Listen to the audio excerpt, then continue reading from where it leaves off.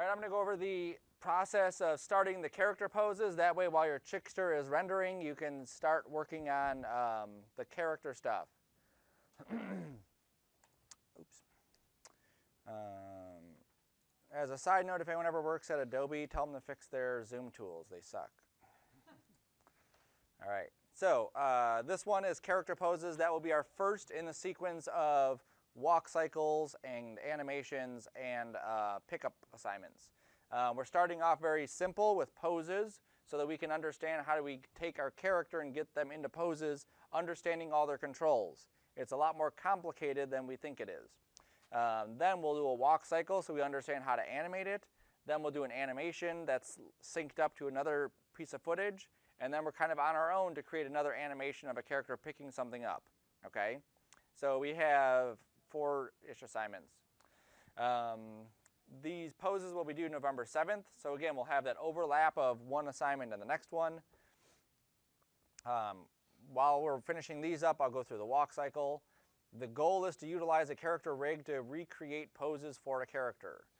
So we'll be going out to Google, finding reference images, or if you have pictures of yourself doing cool poses, you may want to use those. We'll find a rig that we can use, prep the character to use character sets and Arnold materials, pose the character to replicate the line of action, the weight, and the overall pose of 3 reference images, create lights, and render each pose out. It's pretty straightforward. Turning in for this, your scene, your movie, your source images, and then any reference images that you find. So we're going to be finding like a picture of, let's say, someone doing yoga, and then we're going to pose our character to look like they're doing yoga. Based on our character's proportions and their proportions, they may not look exact, but we should be able to convey the same meaning, the same weight to it, okay? For the still, you'll have 3 still renderings and 3 reference images. Those are the main things that you'll be turning in. The 3 still images will be 3000 by 2400 or 2400 by 3000, depending on which direction you're going. And then the points possible will be 6. Okay. I'll have this printed and in the book so that you can reference it and copy it down at some point. Any questions on it? Nothing yet. Awesome. You can put props in their hands. Some people have even gone and built the, not the entire scene, but built portions of the scene just to help convey it a little bit more about what it is. If you have someone kicking, let's say, a punching bag, it helps to have the punching bag there, and so the punching bag isn't floating, you have the ceiling, okay? I'm flipping through so many things. So we're going to start off by getting a character rig. I prefer the Andy rig. I will use the Andy rig on this. I recommend if you're not comfortable exploring that on your own yet, use the Andy rig because I know for 100% fact that it will work for this assignment. Some of the rigs will not work. Some of the rigs were created by lunatics who just threw the rigs up online. Not really, but looks like it. The easiest way to find this is to go to Google and type in Creative Crash Maya rigs. And this will take you to high-end 3D's character rigs. They used to be high-end, then they named themselves Creative Crash, now they're high-end again. I'm not sure how that works. You need to find a biped, so we are not going to be going with a dog because it limits us to what we're going to be animating. Same thing with no fish or snook, a cartoon fish. Even something like this guy, even though he is a biped, he is hard to animate for a lot of different things. Imagine I have someone jumping rope. It's hard for him to jump rope because of how big his hands and arms are versus his legs. Think about the robot guy, how difficult it is for him to walk because his legs are so short, right? So I recommend finding something that is very humanoid, bipedal, normal looking if you can. Also thinking about something maybe in the future, maybe you wanted to animate stuff like mouth controls. So there's a robot that's on here. It's a really cool robot, but it doesn't have an eye, it doesn't have a mouth. So if you wanted to do any of those kinds of emotions, you kind of lose that, okay? Same thing with this guy. He has a mouth, but he doesn't have an eye.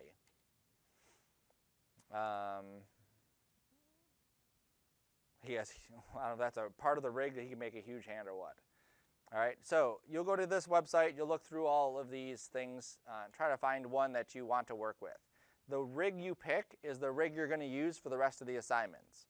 The stuff that we have to do to get this one rig to work, we don't want to have to redo every single assignment. I don't want to have to redo it. So I recommend if there's a video around that you can see how the rig works, that's awesome. If you can see, where is it? Compatibility, if it's compatible with 2018, great. Andy is not listed as being compatible with 2018, but I know Andy works with 2018. Something like this could work. Yeah, I think her proportions are probably good enough where her arms and legs are pretty close. Her head is huge, but the rest is fine. This one is kind of, I mean, you might be able to use something like this, but that's pretty boring. If you had to do any facial animation to it, or you want to add facial animation, you can't just add it afterwards. And I don't even know what this is. All right, we'll just skip. So when you take the rig into Maya, are you just kind of, if it's not the Andy rig, are you just kind of rolling the dice on whether or not it's going to be a good rig then? Correct. Okay. There is a couple rigs I'll show that I have used before, just so you can see them. There's a lot of BB-8s on here.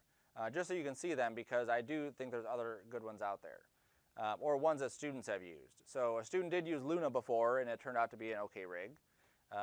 3 stars though, out of 1, so maybe it's not anymore. Let me just go find Andy's rig. Where's search? Where is search? There it is. Andy. Okay, so this is the Andy rig, and I think I mentioned it before. Andy is a girl, a woman, a boy, and a man. You can choose any one of those for Andy. You can choose different outfits for Andy, different hairstyles, different looks all around. You'll see Andy is only compatible with 28. It was the last version, but it still works with 2018. Okay, I know that because I've tested it out and it does work. So Andy is one that is a good one. There's also a Homer rig. He is a pretty good rig. It's not perfect. There are some issues with him that I'm not, 100% on, but it's good enough. Librarian. I haven't tried this one with Maya 2018. But he is a good rig also. Very easy to use. And there's an Alfred rig. There you go. He's also a good one to use. Okay. So you're going to register for a high-end 3D account. Download the rig, hit the download button, and then based on what you get, you should get, in some cases you should definitely get a scene. Some cases you'll get a source images folder, okay? So you're going to, let me make a new scene here. Typically you're going to have to organize it because it's not going to come organized the way you want it organized. So in my folder here, in there, this is what the Andy rig gives me. It gives me this folder that says Andy rig under V146, images, which is nothing in here, scenes, which I already took the scene out, and then source images, which I already took the source images out, okay? So I go into Maya, I make a new project, and I say Sarcona character. And this is the folder we'll be using for the rest of the assignments. So we don't need to make a new folder for the walk cycle, a new folder for the animation and all that. I use everything just in this one folder. It makes my life a lot simpler. Okay.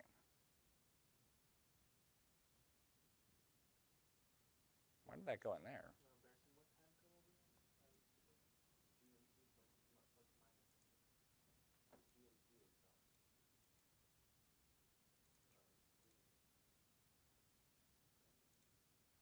Greenwich.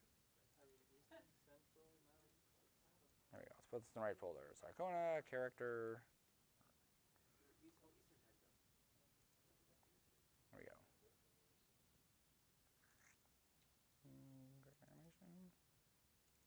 All right, so here's all of Andy's stuff that comes with Andy.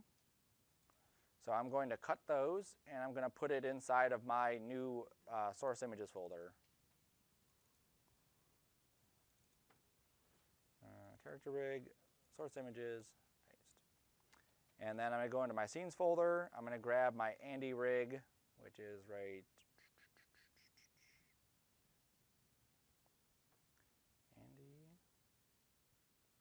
Where are you at, Andy?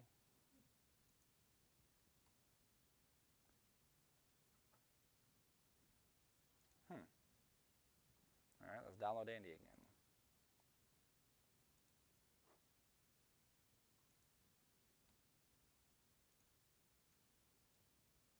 Yes, download.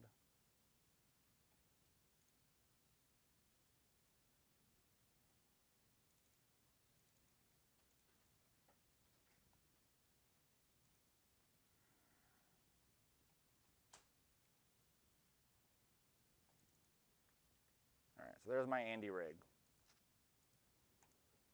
Okay, so now my project's set. I'm going to open up the Andy rig, and the first thing I want to do is go through and test out the controls. I want to make sure that everything that I may need to do, I can do with the Andy rig before I get any further.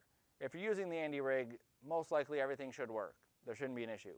If you've chosen something different though, it may not be the case, and you want to test it out before you get too far, because then you'll have to go back and redo all of your stuff.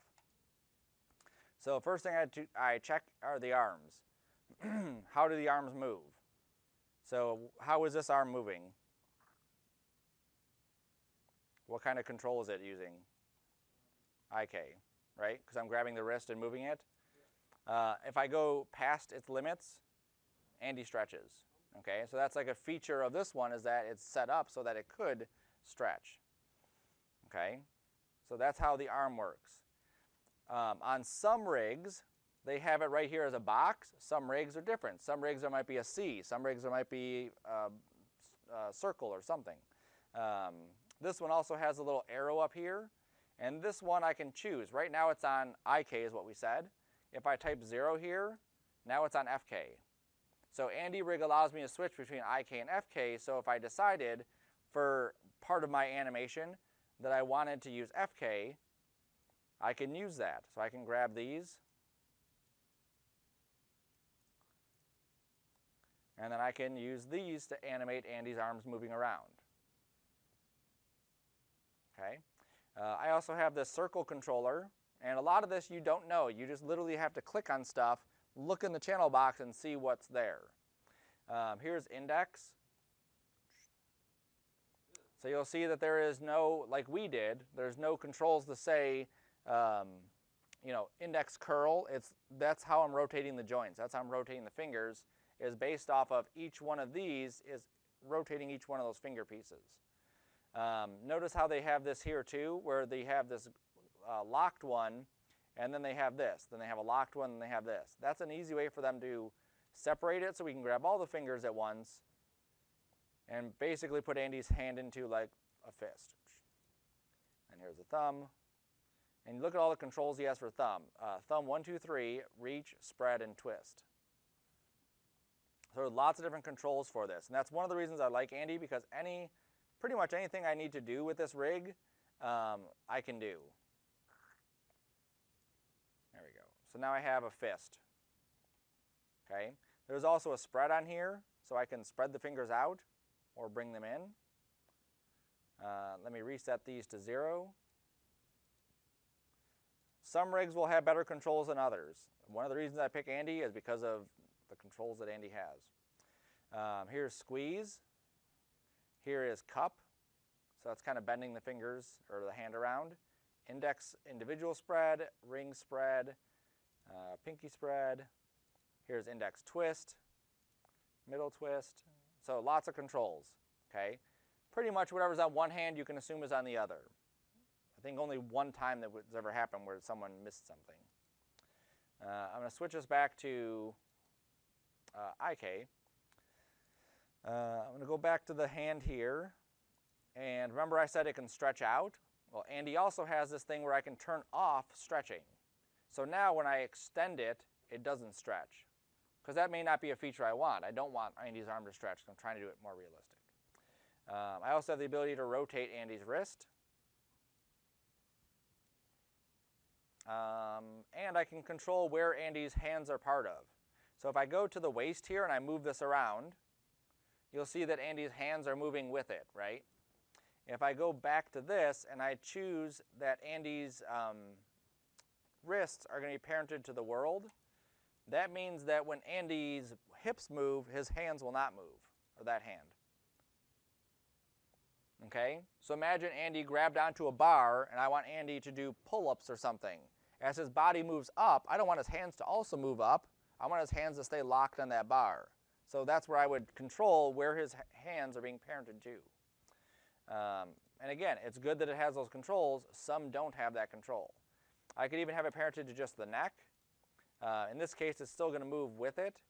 But if I rotate it like this, you can see how that moves like this, where if I click on this and set it to hips, and I were to rotate, it doesn't move that. So again, just more controls that are there. For what we're going to be doing, we don't need a whole lot of it, except for when you get into that animation, you may have special circumstances where you want Andy's arms to do something specific. Collarbone. So I also like, just so you can see, the things are color-coded. So blue is on the left of Andy, right is on the red. So I can easily see that. So there's the collarbone. Here's the other collarbone. Here's the elbow control. So this is where the elbow is pointing. Here's neck. Oops, I need to put that back. That looks weird. There's neck. Here's head, which is different than neck. And let's see, this, yes. Okay. You'll notice there's no facial controls for Andy at the moment. We'll get to that. For the spine, they have these, which are meant to be rotators. So if Andy's bending over, Andy would rotate. But I may get to the point where this looks kind of funky. That's what this is for. So I can take that and kind of correct it. Okay? So even though like that's not natural, Andy wouldn't be doing that, it should look more like that. Okay? So that's what those circles are for, are ways to correct how Andy's moving. Some of these allow Andy to rotate and move. And some are just meant to be corrective ones like that one. Andy's hips have two things. So one is like an overall. So I'm grabbing the entire upper body basically and moving it and rotating it.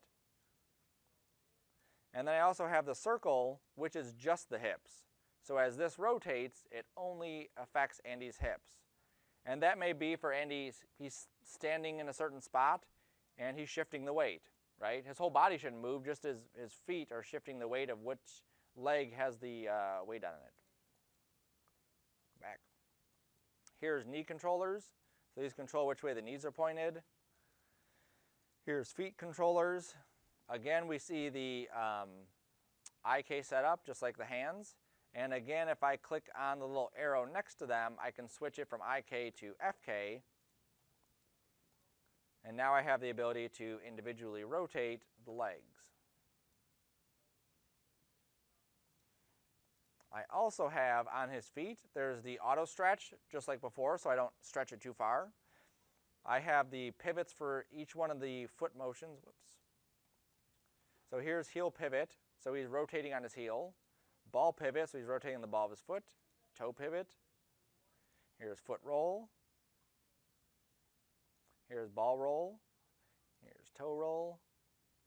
And that's pretty much all I use on that one. There's also a circle at the bottom of this. Some rigs, most rigs, typically have a circle on the bottom or a main control.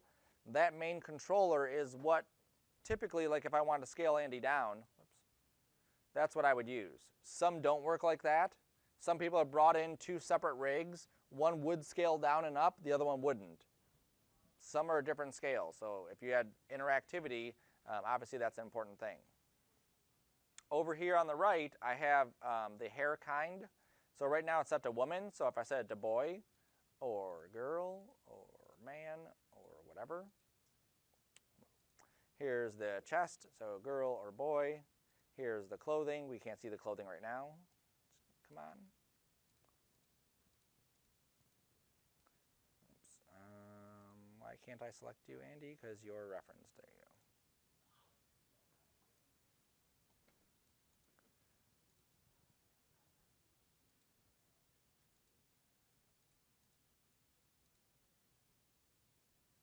Let me just go into here.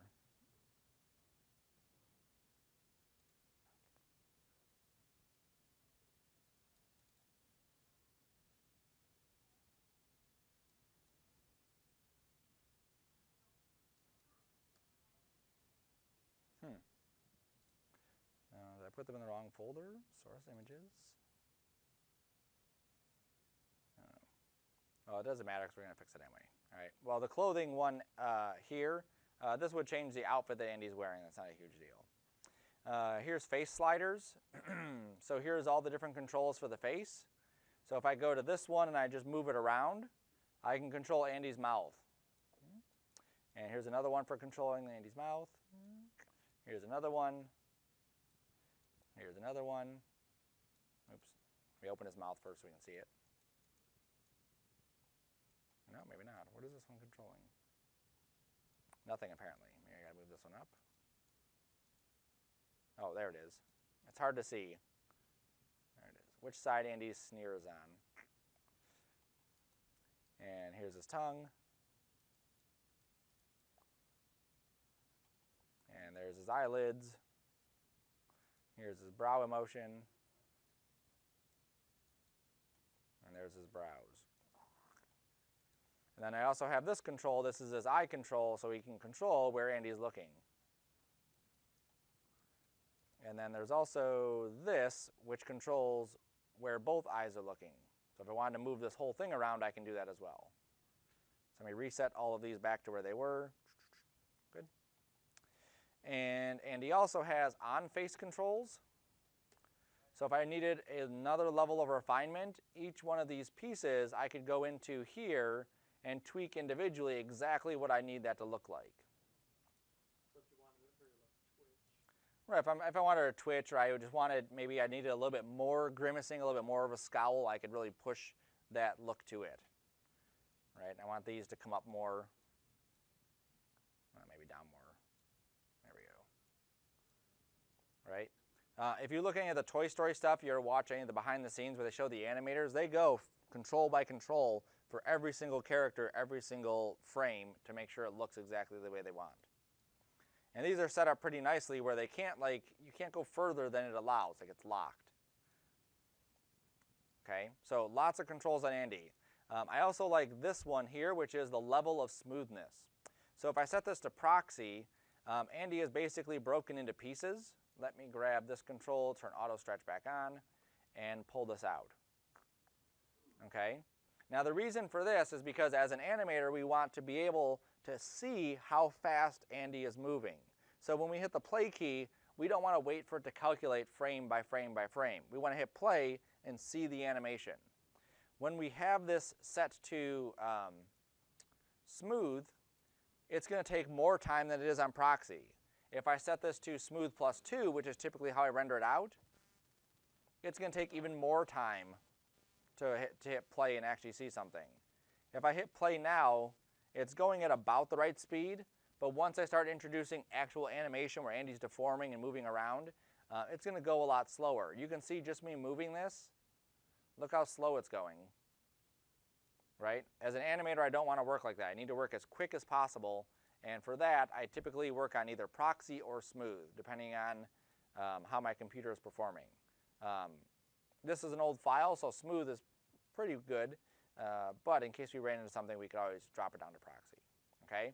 So we went to high end, we found our character we're going to use, we downloaded it, we opened it up, everything's working, we like the rig. Now what we have to do is go and set it up.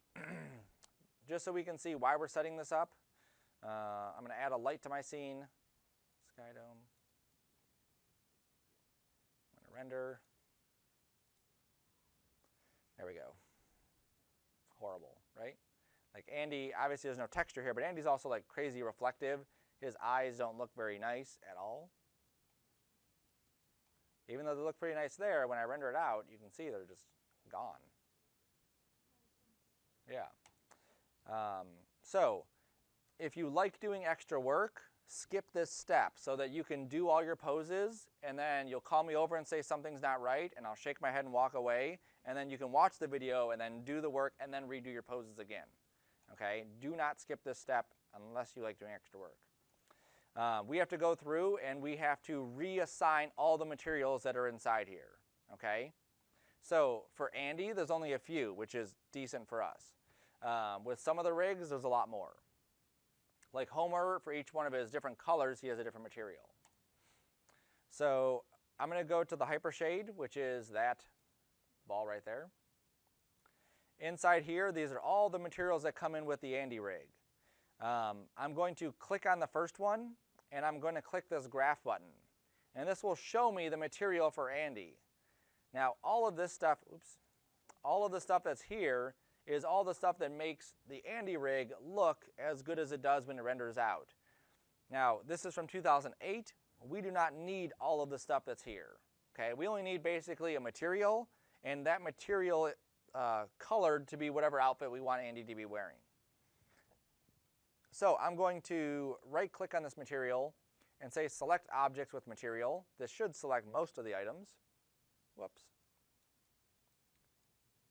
Nope, you stay there. I just need you to get out of there. All right, I'm going to go back here, classic. There we go, let's try that again. I'm going to right click, select objects with material. Okay, and nothing is showing up. So let's right click the next one. Select objects, there we go. Okay, so nothing is actually assigned to this one. It's all assigned to that one. So you see the entire Andy lights up. So I'm going to assign a new material. I'll try that again. New material, there we go. And I'm going to assign an AI standard surface. Same material we used before. And then I'm going to name this Andy material. No reflectivity, so I'm going to crank that off. No roughness. No reflectivity at all. And on the color, I'm going to click the map button. I'm going to go to File. And I'm going to find whichever outfit I want Andy to be wearing. So they're labeled pretty well. So if you go to girl skull, this is the girl skull. There's the girl's vest. There's the girl's star. Here is the boy's stripes. Here's the boy's smiley. You can take these pictures, or just photos or images. You can take them into Photoshop and put your own picture on there if you'd like. You can change the color of any of the stuff just like you would in any other image. I'm going to go with girl vest or skull. Let's go with skull. There we go. All right, so now Andy has that on there. So this is the one that I just assigned, so I'm going to delete that one because I know it's done. This one didn't do anything, so I'm going to delete that one. I'm going to right-click the next one, say Select Material or Objects. I'm going to note that nothing gets selected in here. Some of these, oh, I did it again. Pull that. No. Back to reset. Back to open this up. Okay. Some of these may not be used anymore. So what I'm going to do is go to Edit and say Delete Unused. And if Maya deems them not being used, it'll just delete it. And that'll make our job a little bit easier. Some of these still may not be used, but we'll see. This is for the proxy, so you see where it says proxy color, so that's fine. Here's Andy's cornea, so I'm going to right-click and say Select Object. That's the cornea, which is the transparent part of the eye. So we'll assign a new material. We'll go to AI Standard Surface. Let me pull this out of here. There we go. And we'll call this exactly what it is, Andy cornea. Now this should be transparent. So I'm going to scroll down to transmission. I'm going to pull this all the way up. And then I have to do one more thing. So if I were just to render this out, the eyes themselves would not be transparent.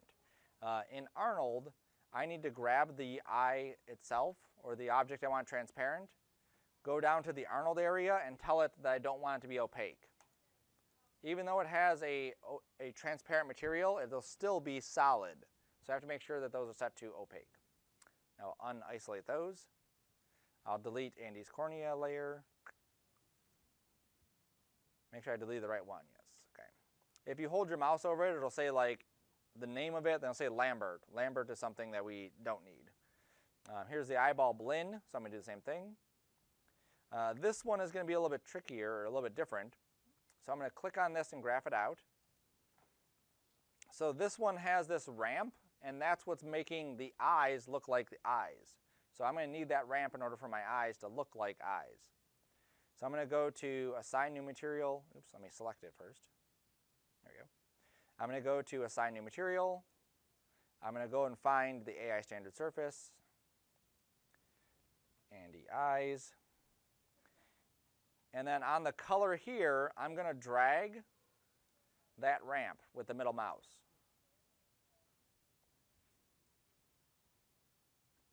Okay, and so that should have taken care of that. And then I can go and delete unused again. There we go. Andy hair. So this is Andy hair as a boy. Andy hair as a girl. So right now I don't have any hair on Andy, so let's just see what we have. It'll save me a step if I only have to assign one of these. Hair, woman. There you go. I'm going to go with woman. Dignified. Come on. So I don't need to worry about Andy hair as a boy, Andy hair as a girl, Andy hair as a man. I just need the woman's hair color. So I'm going to delete the other three. I'm going to right click and say select. I'm sorry, not select yet. I'm going to click and map it out. Okay, in this case it's just a color. There's no fanciness, there's no texture assigned to it. So I'm going to select the objects, assign a new material, assign an Arnold. I'm going to get sick of having to go to this window, so I'm going to right click on this and say add to favorites. That way I can go to assign favorite material, AI. Andy hair. Set this to brown, or whatever color I choose. Make it rougher, not a whole lot of specularity on it. You can adjust those later, but for right now it's good. Here's the iris, so let's map that out. It's a crazy complex network. I just need this one. Okay, this one that's going into color, that's the only one that I need. So I'm going to right click and select it. Dang it. Assign a favorite, standard surface, and the iris. And then I'm going to middle drag that ramp onto my color.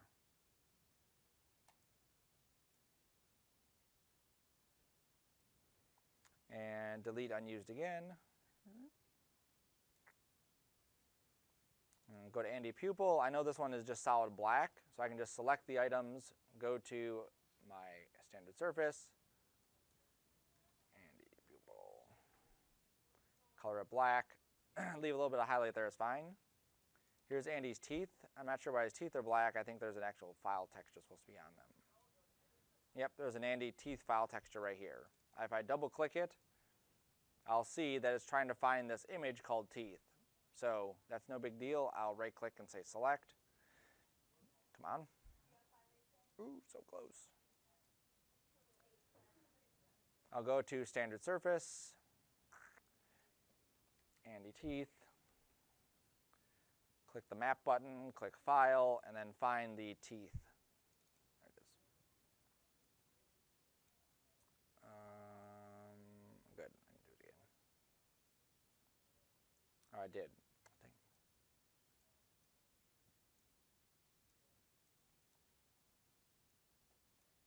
Come on.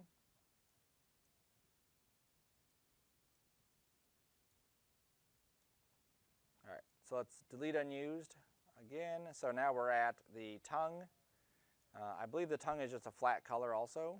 Yep, just a flat color. So I will select the objects. I will assign a standard surface. And you can see why you wouldn't want to have to do this for every single one of your poses. If you set up a pose for Andy and then you realize you didn't do this and the coloring doesn't come out right, you have to go through and do this to each one of your poses. So that's a pretty bad thing to have to do. Maybe make this not so specularity. And then I should be able to delete unused, and that gets rid of everything else. Okay? So on the Andy rig, I have left the cornea, the eyes, which I spelled with a capital Y there. Let's change that. Go. The hair, the iris, the Andy material, which is his clothing, his pupils, his teeth, his tongue, and this is the proxy, which I'm fine leaving it at that black color. And then you'll always have these three: Lambert 1, Particle, and Shader Glow. Never change those. Leave those exactly the way they are for always. All right. So now if I were to go and add a sky dome, and then I rendered out Andy here,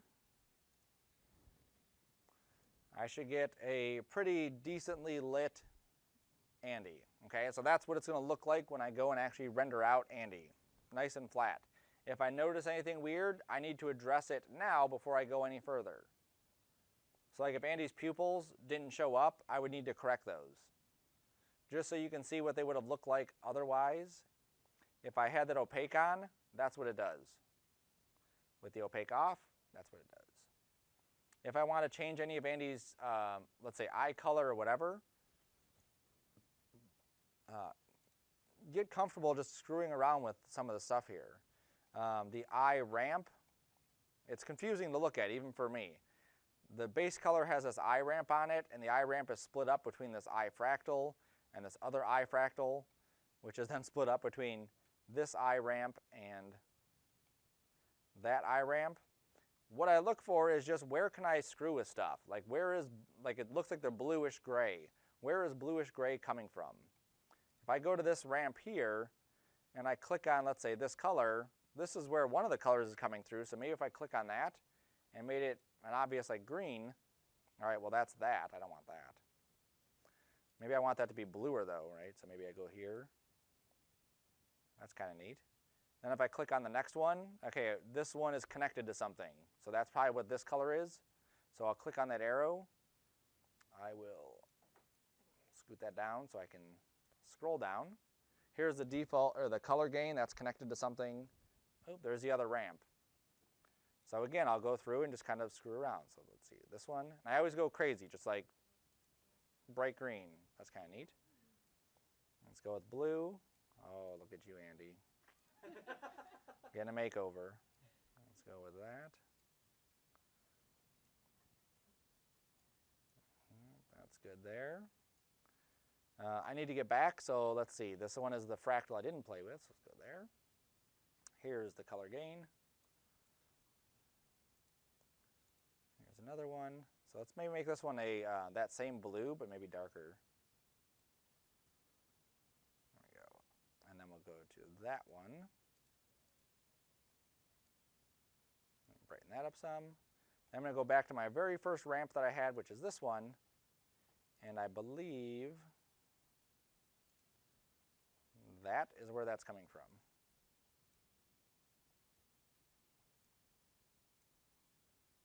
Yep, that's good. And the same thing here. Maybe I'll just darken this. All right, that's sufficient. Now, there is this orangey color coming in. That's coming from Andy cornea. No, not the cornea. Iris. Nope. Where's his eye? There it is. Andy's eye.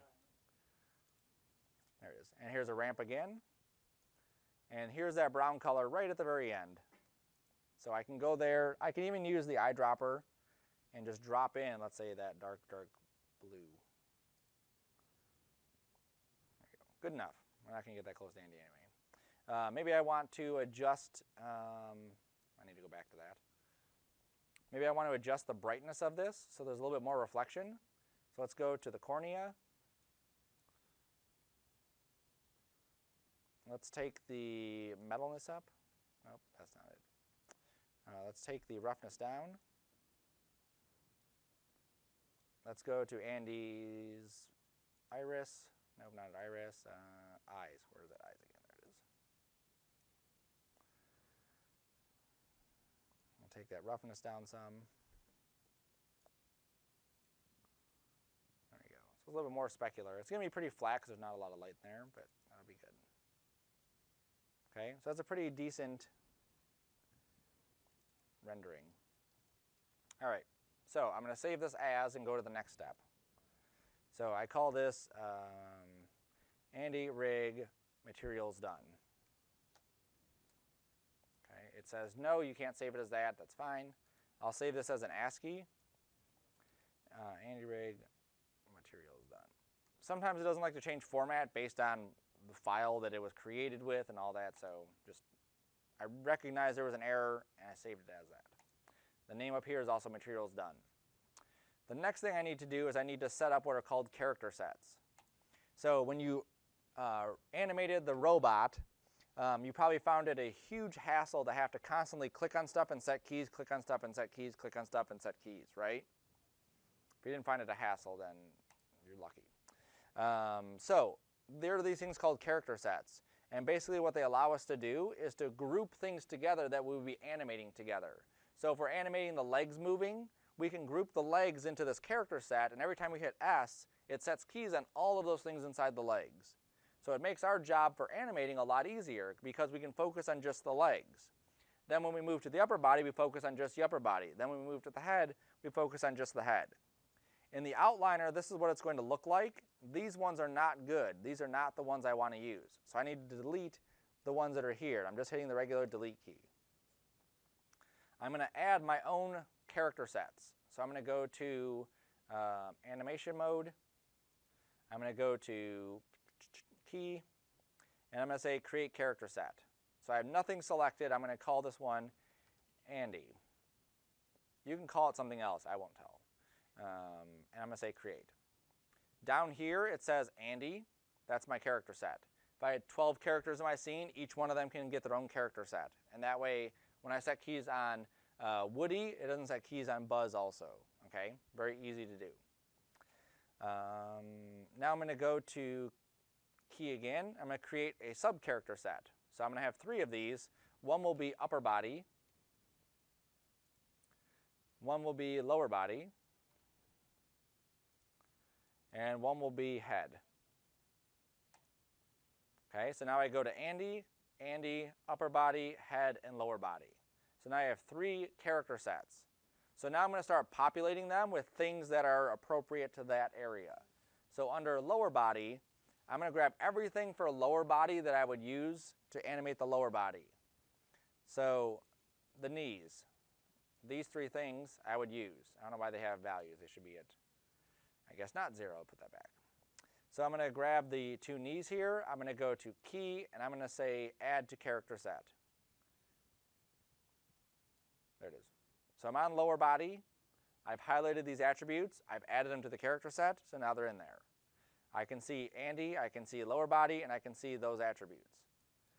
Here's the feet. They both have the same attributes, so I can grab all of these same attributes. I wouldn't animate the stretch. I would animate these and these. Back to key, back to add to character set. Notice they turn yellow, and then notice at the very bottom it says lower body, meaning that something in there at least is connected to lower body.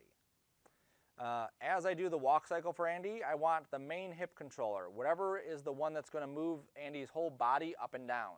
Not the hip one, not that one. That's not what I want. I want this one. So I grab translates and rotates, key, add to character set.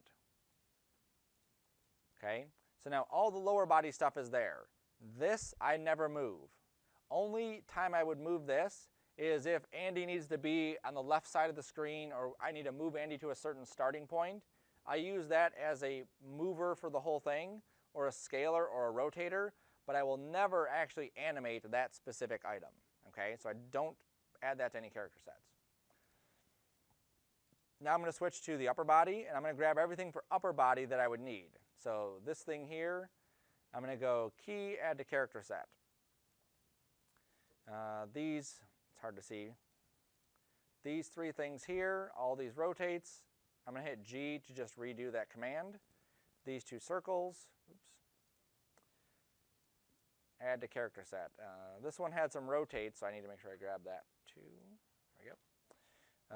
Shoulders. Here's the elbow controls. Now if you forget something as you're doing this, you can always come back and add it later. You just may have to redo some keyframes because let's say you started keying it, you got 50 frames in and realized, whoops, I haven't been keying this item. Then you just have to go back and add it and then start keying it again.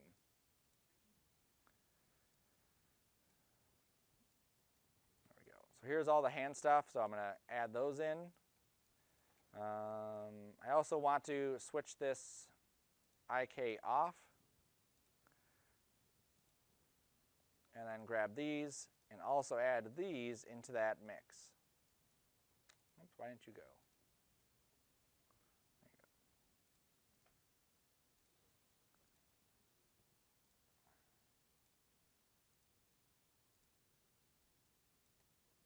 All right, so there's all the upper body stuff that I would need. And then for the head, I can elect to put just the head stuff in one and the face stuff in another. For the animations that we're going to do in this class, we're not going to get into a whole lot of facial animation. You may blink, you may move the eyes left and right or up and down, but we're not going to get into a whole lot of different things there. So for now at least, I'm just going to grab these things, which are part of the head, and add those into the character set. And then I'm going to grab the eye controllers, this one, and that one. And let's see, I need one that can open the mouth, that one. Yeah, I don't think I need this one, nope. I can add all these in, that's not a huge deal. I'll add that one in there too, I may need that, or want that. Same thing with that one, and same thing with that one. There we go, okay. So now if we look over here in my outliner, I have my Andy, there's the head, there's the lower body, and there's the upper body. So whichever rig you pick, you have to go through and organize, these are the things I want to be able to set keys on. So now I'm going to go through and save this as Andy ready to pose. Okay, so now before we've even gotten to any posing, I've set him up. I'm not going to go into the posing today, but I just wanted you to see that's how we have to set it up. And this is the benefit of it. When I go here, and let's say I'm moving Andy around, I'm doing a walk cycle, I go to the lower body, oops, and I move the foot here, I may move the heel like this, oops, like this, there we go. I grab this one, I pull it back. You can see all these different controls that I'm doing to get Andy's foot in the right position. I have to get the hips down. I have to pull this back some. I have to push this forward some. Okay, all of those things that I just touched, in order for me to set a key, I have to before I would have to go back through each one and click on it and set a key, click on it and set a key, click on it and set a key. Now I don't have to have anything selected. If I just hit S, it'll automatically set keyframes on all of those items that are inside lower body. So when I go to my next pose, and I reset Andy's pose, I'm not going to do the full thing, and then I say S here, it'll automatically set all the keyframes for those items. Much easier than having to go through again and have to click each one. Okay, so like I said, if you like doing extra work, just skip that part of the video. I don't know why you would. People do it every semester, so I guess you don't have to be unique. You can just be the same thing. Cool. All right, so once you have your pose, your character ready to pose, before I get into the posing stuff, because I'm not going to do that today, you can start looking for character poses. And you want to find something that is, number one, a photograph. We do not want anything as digital or a drawing because those can be modified. We want something that's an actual pose. Photo reference.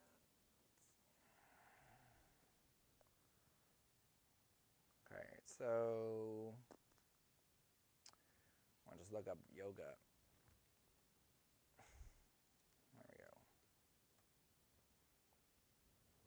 So something like this, it's a dynamic pose. The hips are twisted, one leg is out, one leg is bent, the upper body is twisted. Here's another one, legs are straight, twisted. The reason we're doing these is so you can understand how the body moves. It's not simply a matter of just rotating the upper half and pulling the legs out. There's a lot of other things that go into making the character look like this is natural. Yoga is a good search term. Martial arts poses are also good. Stuff like that. Stuff like that. Find something that has the entire body in there. Something like this, it's difficult to see what the legs are doing, what the feet are doing. Something like that, you really can't see anything. You can see where this arm is, but you have no idea where the legs are or anything else. Okay, so try to find something where it's dynamic. You should be able to tell what the pose is doing based off of the silhouette. So based off of this kind of thing where you would just look at the outline of it, you should be able to tell what that pose is doing.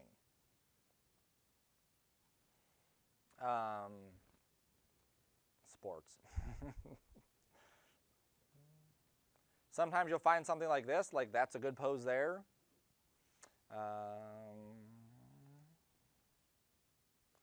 That's a good pose there, right?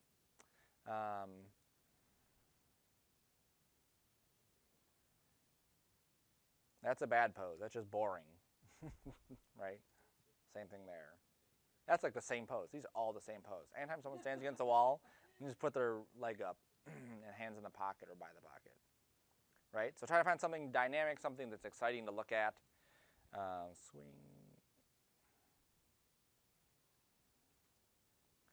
I don't think there's a pose for that. That's a monkey.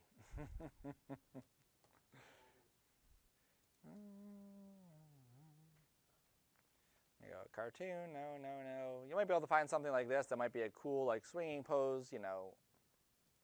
That's not. That's kind of a boring pose, just like this. Here's more dynamically swinging. That might be good. Okay? So you'll find images that match what we're looking for. So let's say this is a pose that I want. I would right-click. I would save the image. And I'd put that into my source images folder. Then when it comes time to do our poses, this is the reference that we're going to use. Okay? And we're going to look at that image on one screen, and we're going to move our model on the other screen to get that model into that pose. And in some of these, you may have to actually stand in that pose somewhat to understand what their shoulders are doing, what their hips are doing.